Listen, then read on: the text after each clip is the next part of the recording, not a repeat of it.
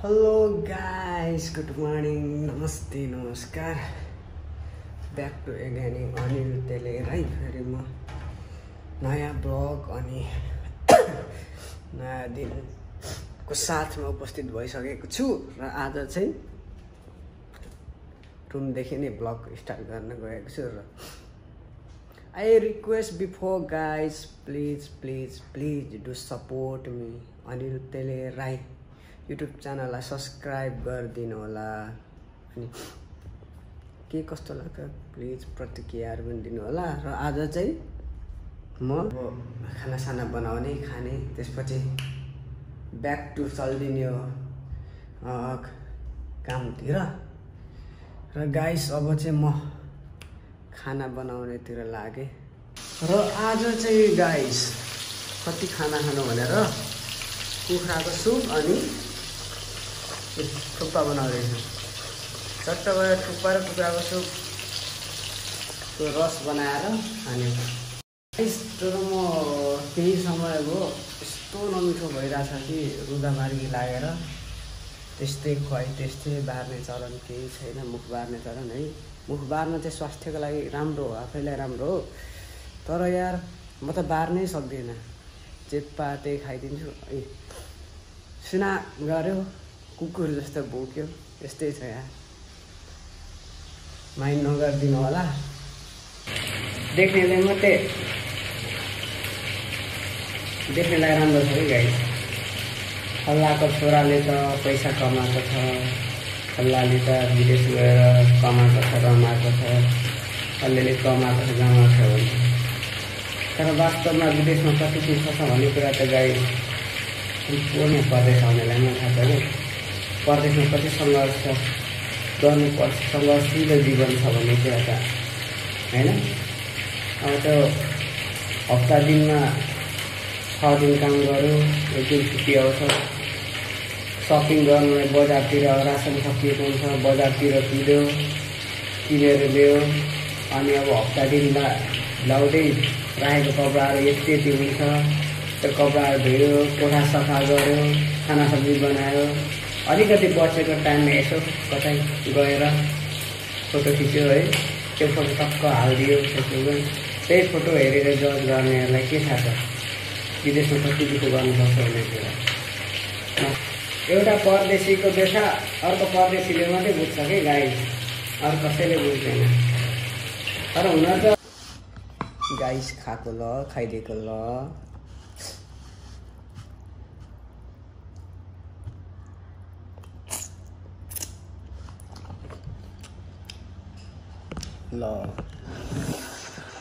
नुन पो कम्ती भएछ नि त गाइस।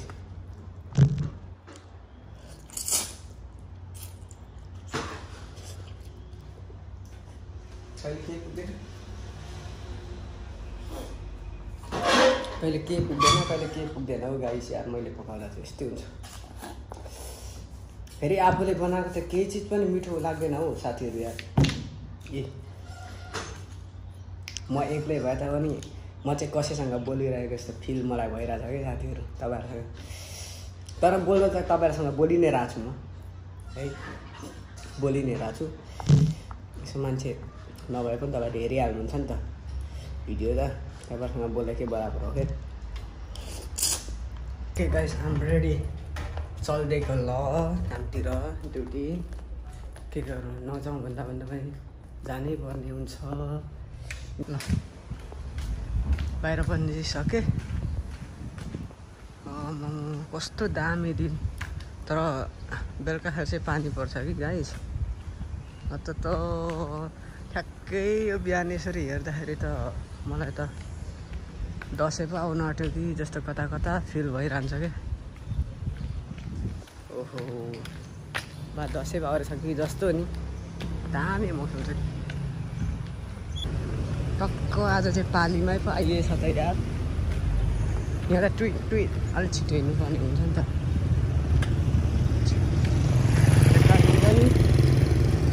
उतादेखि पनि उधरदेखि पनि बढिया अन्त बिताउँछ त गाइस। मैले चाहिँ रेडी सकेँ फाइनल्ली। बाटो क्रस गर्ने डेन्जर छ यो ठाउँ चाहिँ। सधैँ खाजा खाने मेरो खाजा खाने होटल हो क्या। आज त सन्डे आज त बन्द। म सधैँ यहीँ आएर खान्छु। उधारो सुधारो पनि यहाँ त पाएको यसो मिलाएर उधारो पनि भइहाल्छ पैसा नहुँदा पनि गाइस। लगभग सुनसानै छ यता पर। सासा हङकङ सासा एस प्रालीले सेन्ड बनाइदिन्छ। यता फेरि नानो स्टिक्स यो कम्पनीमा चाहिँ ओटी चाहिँ ओभर चल्छ गाइस। ओटी ओभरै चल्छ। यो चाहिँ फेरि 3वटा बिल्डिङ एउटै कम्पनी हो। त्यो हेरी त हाम्रो त एक छेउमा एउटा होस्टेलकै एउटा बिल्डिङ हो। एक छेउ हाम्रो कम्पनी भनेको सानो। आम्मामामा गाइस पछाडिदेखि त मिठो आइरहेछ त हो।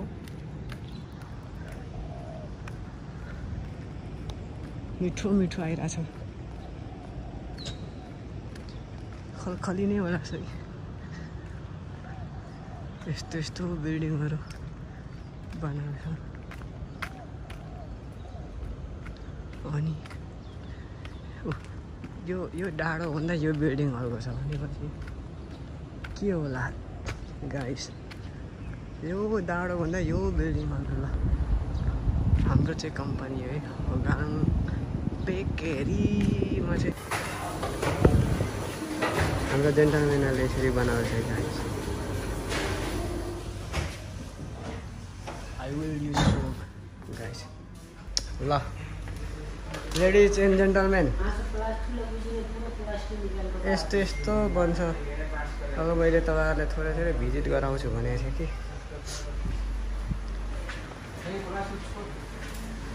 यस्तो केक भिडियो बनाउँछु यस्तो बोलेन अरे। यो त म युट्युबमा हाल्छु कि। हाम्रो बोस उहाँको स्टाफ हुनुहुन्छ यता। उहाँ बोस हुनुहुन्छ उहाँको स्टाफ। अनि केक चाहिँ यस्तो बन्छ। एक पिसको कति पर्छ अरे? बोस पनि नेपालको रहेछ। यस नेपालको बोस। भाइ यस्तो नबोला नि त मैले युट्युबमा हाल्छु त्यहाँ। एउटा पिसको कति 8 रिङ्गेट पर्छ होला है। 18 आई थिङ्क 18 हो कि 20 पर्छ होला है। यसलाई 5 हो कि 6 पर्छ एक पिसलाई। यसलाई पर्छ कति पर्छ थाहा छ? पर पिस यसलाई कति? एउटा पिसको कति पर्छ? 40 रुपियाँ पर्छ एउटा पिसलाई। 40 रुपियाँ। 22 थाहा छ। 22 रुपियाँ पर्छ। मेरो दोस्त म अब यो प्याकिङ एरिया हो। यो प्याकिङ एरिया हो। अब म किचनतिर यहाँलाई लादिन्छु गाइस।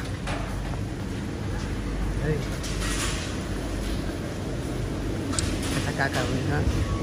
यो चाहिँ किचन हो। यो मेसिनहरू हो रेडी पाकिसकेको।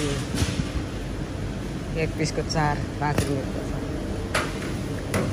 मर मसला यसरी हालेर हाम्रो सरले यता बनाउँदै हुन्छ।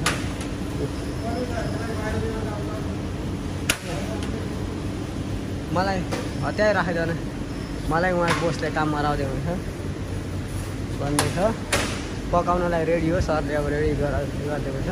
मैले यहाँलाई भिजिट गराउँछु कम्पनी भनेको थिएँ कि। यता सरले रोलिङ गर्दै हुनुहुन्छ। हजुर हजुर यस्तो डल्लो यस्तो हुन्छ। सुरुमा यसो हालेपछि रोल हुँदै यस्तो हुन्छ। यहाँ घटाउने यता बढाउने बढाउने हुन्छ। यता बढाउने काट्यो यस्तो झर्छ है गाइस। अनि यसरी मिलाएर राख्ने हो। अनि यो किचन हो यसरी। आमामामा बाबा म थोरै भिडियो बनाउँदैछु दाजु। यो एक पिसको कति पर्छ अरे दाजु? 1 पिसको 18 भने यहाँ कति पिस पर्छ? 15। अब 18 रिङ्गेटले जोड्नु होला गाइस तपाईँहरूले। सरहरू मिसहरू हुन्छ। अनि अघि रोल गरेको हाम्रो बेगल चाहिँ यहाँ आएर यस्तो भन्दैछ, आन्टी ठिक छ? आन्टी यहाँ बनाएर आयो सायामा। अरे नि भिडियो सायामा ये video dengan siapa? pakai YouTube channel. Saya ada YouTube channel. Oh. Saya pakailah. Aunty राम्रो छ। YouTube channel छ? छ। आन्टी चाहिँ राम्रो आन्टी राम्रो बोल्नुहुन्छ नि। राम्रो। यस्तो भन्छ। राम्रो बोल्नु न। त्यस्तो बोल्दा अर्कोतिर जान्छ। अब आया फर्केँ गाइस। फर्केर मैले भिजिट गरेँ। यता पनि रहेछ। अब रोटीको प्रकार भन्नुहुन्छ भने कति किसिमको बन्छ भन्ने कुरा भनेर साध्यै छैन है। गाइस त्यो कति प्रकारको हुन्छ भन्ने कुरा चाहिँ म यहाँहरूलाई जानकारी गराउँछु अर्को भिडियो पनि। पाकिसक्यो, सरले पकाइसक्नु भएछ।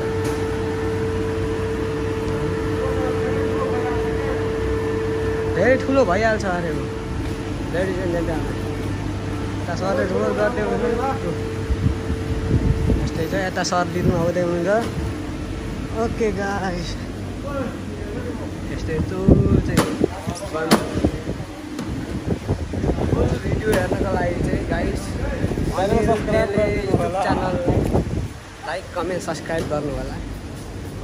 र अनिल तेल युट्युब च्यानलमा चाहिँ फुल भिडियो आउँछ है गाइस। ओके, बाँकी भरे भोलिदेखि म यसमा एड गरौँ। ठुलो यो ठुलोलाई कति पर्छ भने 170 रिङ्गेट पर्छ यसलाई गाइस।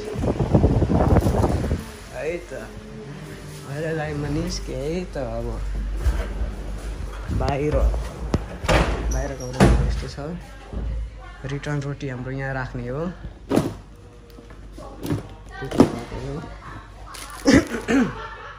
यस्ता हो हेर्नु। एक पिसलाई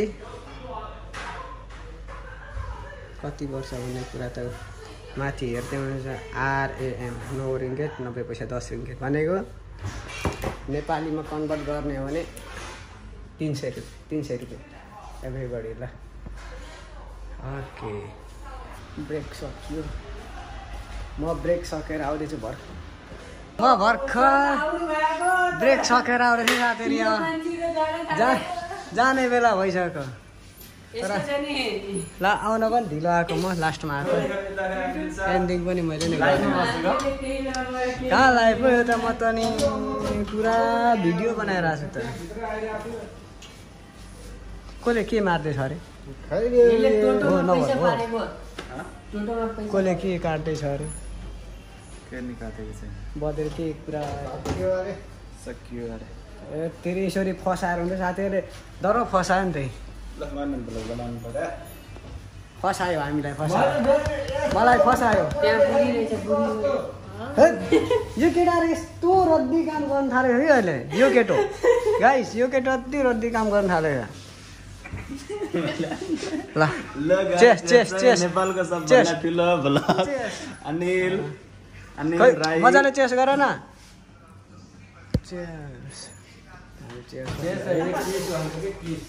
तर मलाई फसायो। अब म लागेर गाइस मलाई फसायो।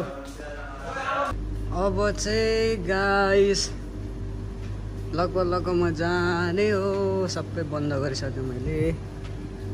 अब यस्तै हो। अब यस्तो सबै यो चेक जाँच गरेर जानुपर्छ गाइस। ठिक छ यो टेम्परेचर हाई लो कस्तो छ। अब यसमा हाई कुनै हाई भएको छ भने कन्ट्याक्ट गरेर अब बनाउनेलाई तुरस कल गर्नुपर्छ लो भयो भने पनि यसको टेम्परेचर चाहिँ ठिक्क हुनु पऱ्यो त त्यही त लाखौँको क्षति भइहाल्छ नि लेडिज एन्ड जेन्टलमेन अघि मैले जुन बनाउँदै गरेको रोटीहरू ब्रेडहरू तपाईँहरूलाई देखाएको थिएँ नि त्यो ब्रेडहरू चाहिँ अब सबै बनाएर तयारी गरेर चिल्लर फ्रिजरमा राखेको हो क्या अब अहिले 9 बज्ने आयो 9, 10, 11, 12 अब 3 घन्टापछि 3 घन्टापछि साथीहरू आउँछ अनि पकाउनु सुरु गर्छ हाम्रो चाहिँ फेरि कस्तो छ भने टाइम छ कि अब सिफ्ट अनुसार छ कि अब कोहीको 12 रातको 12 बजे 3 बजे 12 बजेदेखि स्टार्ट हुन्छ गाइस आउनलाई काम गर्नेहरू रातको 12 बजेदेखि 12 बजे 3 बजे 1 बजे अनि 5 बजे 6 बजे 7 बजे 8 बजे लास्टमा इन हुने चाहिँ म 9 बजे 10 बजे म चाहिँ 10 बजे रात बिहानको 10 बजे इन हुन्छु काममा अनि लास्टमा जाने पनि म यो आउट पनि अब आउट चाहिँ 9 बजे कति भयो फेरि हाम्रो त ल किन मान्दैन अलराइट ल लेडिज एन्ड जेन्टलमेन लाग्यो त अब भोलि छुट्टी छ छुट्टी भ्यायो एक दिन छुट्टी हुँदा मात्रै खुस नत्र त आज यतैदेखि गइदिउँ न त ओपन गरेर अब यसलाई यसरी गाइस माइन्ड नगरिदिनु होला यसरी नै भुक्दैछु अघि जुन मैले भने नि गाइस अब राति आएर पकाउँछ भनेर अनि पकाएर हाम्रो यही गाडीहरूले लाने हो हाम्रो कम्पनीको 3टा गाडी छ है एउटा 2टा यता छ एउटा 3टा छ हाम्रो कम्पनीको चाहिँ आफ्नै मार्केट छ अनि त्यो मार्केटमा पुरा हुने हो यो 3टा गाडीको त्यसपछि मार्केटमा बेच्छ ल मैले छोडेँ कम्पनीलाई म लागेँ गाइस म गएँ ल कि नजाउँ कम्पनीलाई छोडेँ ल सबै क्लोज गरेर मलेसिया सहर झिलिमिली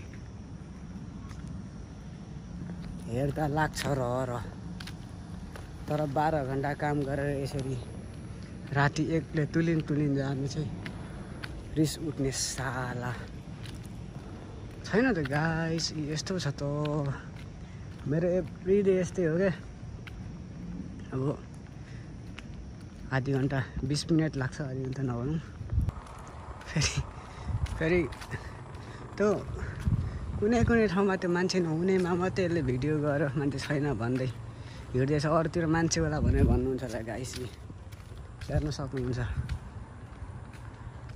त्यही हो गाइस अब केही वर्ष चाहिँ दुःख गर्नै पर्ने रहेछ तर कहिले त गाह्रो लाग्छ हौ गाइस यार एक्लै यसरी हिँड्दाखेरि पछाडि पक्कै दिएर नि ऊ घर त अनि त्यही छ त हौ पक्कै पछाडि दिएर लडाउँछ भन्ने खालको कुराहरू पहिला सुनिन्थ्यो तर जो अहिले चाहिँ त्यस्तो चाहिँ छैन सेफ चाहिँ धेरै सेफ ठाउँ छ फेरि होइन कहिलेकाहीँ गाडी मान्छे नभएकोमा अलिक बनाएर भिडियो भन्नु चाहिँ यो चाहिँ यही हो कि रुल्स नै ल गाइस म चाहिँ होम कम ब्याक भएको है आइसक्यो यहाँ माथि छ मेरो चाहिँ रुम म चढ्दैछु अब चाहिँ गाह्रो छ नि आइसक्यो नि त सरी गाइस एकदम खोकी लागेर घाँटी दुखेर चाहिँ मर्ने बेला भइसक्यो तर मर्न चाहिँ मर्दिनँ होला बस यसो सुरमा सुगन्ध मात्रै छरिदिएको हो त्यही हो गाइस आइसक्यो ढोका खोल्छु है त ढोका खोल्छु ल गाइस